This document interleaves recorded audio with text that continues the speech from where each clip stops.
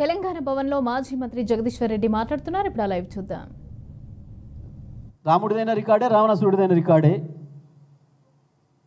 నరసింహస్వామిదైన రికార్డే, హిరణ్యకశిపుదైన రికార్డే కదా. అట్ట కాలేదు కాబట్టి ఇట్లనే వేద్దామని చెప్పి అనుకుంటున్నట్టున్నాడు. అందుకే ఈ పని చేస్తున్నాడు అని చెప్పి స్వయంగా కాంగ్రెస్ పార్టీ కార్యకర్తలే మాట్లాడుతున్నారు. ప్రశ్నించిన వాళ్ళందరి మీద కేసులు పెడుతున్నావు కదా. సోషల్ మీడియా మొదలు బీఆర్ఎస్ కార్యకర్తలు మొదలు నాయకుల వరకు ఇవాళ కార్యకర్తలు, కాంగ్రెస్ కార్యకర్తలు ఒక్కరొక్కరు గుండెలు వగిలే వాస్తవాలు చెప్తున్నారు. ప్రజల ముందుకు పోతే మంత్రుల నియోజకవర్గాల్లో, స్వయంగా ముఖ్యమంత్రి నియోజకవర్గంలో పెట్టండి, వాళ్ళ మీద కేసులు చూద్దాం. నేను చెప్తున్నా, ఇవాళ వికారాబాద్ జిల్లాలో కొడంగల్లో జరిగిన ఇన్సిడెంట్ పైన కేసులు ఎవరెవరి మీద పెట్టినో అందరినీ వెంటనే రిలీజ్ చేయాలి. ప్రత్యేకించి అక్కడ గిరిజనులు ఎక్కున్నారు, గిరిజనులే భూములు పోతున్నాయి, వాళ్ళు ఎక్కువ బాధపడుతున్నారు. మీ కలెక్టరే దాడి జరగలేదు అని చెప్పిండు. మరి ఏ కంప్లైంట్ మీద పోలీసులు అరెస్ట్ చేస్తున్నారు? రాత్రులు ఊర్ల మీద పడి వందల మంది, వేల మంది. ఇది ప్రజాపాలన. ఈ రాష్ట్రంలో కొంతమంది మేధావులు ఉండే పాపం ఇప్పుడు వాళ్ళు కూడా మాట్లాడాలి. ఒక్కసారి కొడంగల్కి పోయి రావాలి. పౌర హక్కులు, ప్రజా హక్కులు, ప్రజాపాలన ఇప్పుడిప్పుడే చేస్తుంది ప్రభుత్వం, పని మొదలుపెట్టింది అని చిలక పలుకులు పలుకుతున్న మేధావి ఆచార్యుల వారు ఒక్కసారి కొడంగల్ ప్రజలకు గుండె చప్పుడేందో వినిరా. ఒక్కసారి పోయి ఏ మార్కు ప్రజాపాలనో, ఏ మార్కు ప్రజాస్వామ్యమో అడిగే ప్రతి ఒక్కరిని అణిచివేస్తానని ఒక్క పోలీస్ శాఖ తప్ప ఏ శాఖకు పనిచెప్పకుండా అన్ని శాఖల్ని అచేతనం చేసి అవినీతి శాఖ ఒక్కదాన్ని ఓపెన్ చేసుకొని పోలీస్ శాఖతో అణిచివేస్తానని చెప్పి ఒక మూర్ఖ పద్ధతుల్లో, బహిరంగంగానే ప్రజల్ని దోసుకునే పద్ధతుల్లో ఈ ప్రభుత్వమే ఇవాళ వరిధాన్యం ధర పడిపోవడానికైనా, పత్తి రైతులు దోపిడీ గురి కావడానికైనా కారణం ఇది స్పష్టంగా ప్రభుత్వ దోపిడీ, ప్రభుత్వ మోసం.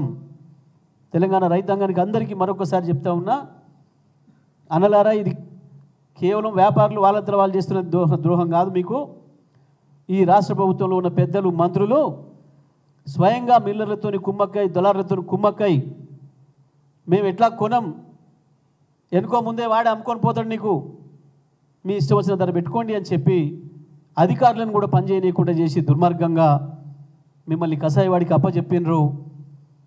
ఇది తెలంగాణ రైతాంగం ఇవాళ తెలుసుకోవాల్సిన విషయం.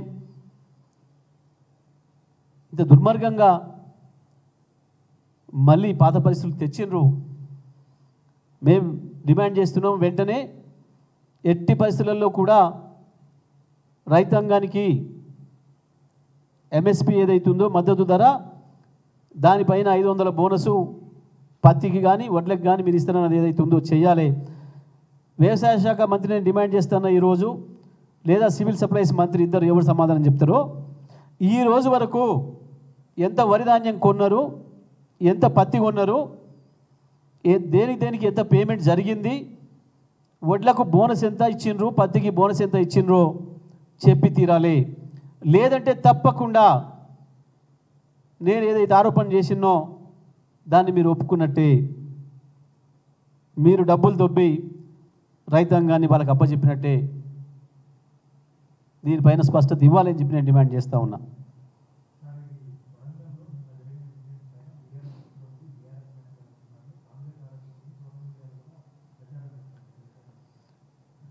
నేనేమంటున్నా, అక్కడ బీఆర్ఎస్ పార్టీ పిలుపునియలే, బీఆర్ఎస్ పార్టీ కండువన్న కార్యకర్తలు లేరు. అసలు ఇవాళ మూసి బాధితులు పాపం ఏడ్చుకుంటూ మహిళలు, 9 నెలల గర్భిణీ స్త్రీ ఉన్న ఒక మహిళ మాట్లాడిన దాన్ని, పాపం స్కూల్కి పోయే పసిపిల్లలు మాట్లాడిన దాన్నే పేడ్ ఆర్టిస్టులు పైసలు తీసుకొని మాట్లాడుతున్నారన్న ఈ దుర్మార్గులు, ఈ రాక్షసులు ఇవాళ కొడంగల్ది కూడా బీఆర్ఎస్ మీద పెట్టడం అంటే పెద్ద ఆశ్చర్యమేం లేదు.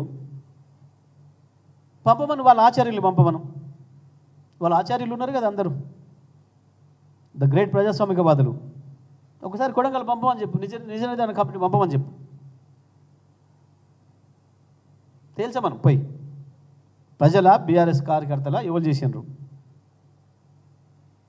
తేల్చదు కదా, ఉంది కదా, కనపడుతుంది కదా, ఫోటోలు ఉన్న మంది అందరూ కూడా కనబట్టి చూసి అరెస్టులు చేస్తున్నారు కదా, ప్రజల బీఆర్ఎస్ కార్యకర్తల తెలుస్తుంది కదా. ఆయన కలెక్టరే దాడి జరగలేదంటున్నాడు, పోలీసులు అరెస్టులు చేస్తున్నారు. ఏది నిజం? నిజం తెలవాలంటే నిజ నిర్ధారణ కమిటీ పోవాలి. గత 20 ఏళ్ళ నుంచి 30 ఏళ్ళ నుంచి పోతున్న కమిటీలో ఎవరైతున్నారో వాళ్ళు పోవాలి. నేను వాళ్ళని రిక్వెస్ట్ చేస్తున్నా. పౌర హక్కుల సంఘాలు, ప్రజా సంఘాలు, ఆచార్యులు వాళ్ళని పొమ్మని కోరుతున్నా నేను.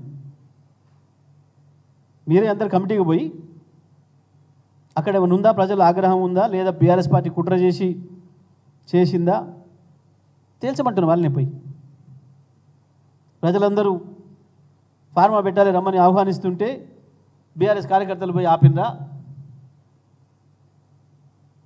చెప్పాలి.